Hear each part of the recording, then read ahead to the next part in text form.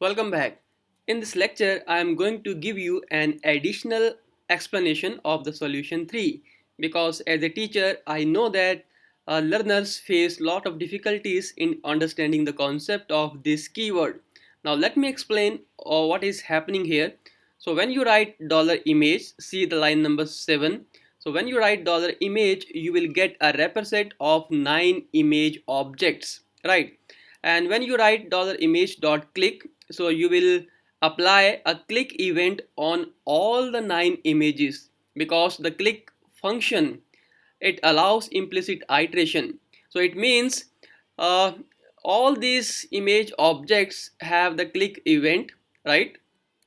And as a result, if you click on any of these image objects, the same function is going to execute, right? If you click on any of these image objects, so same function is going to execute.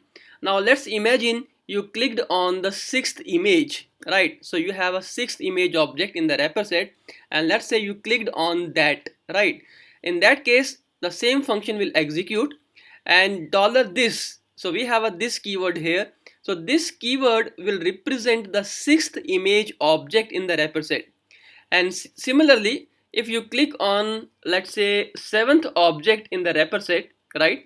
In that case, again, the same function will execute, and this will represent the seventh object in the wrapper set.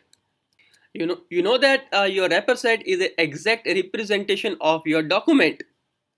So if you say that you clicked on the seventh image in your HTML document, it is same thing as saying that you clicked on the seventh image object in the wrapper set.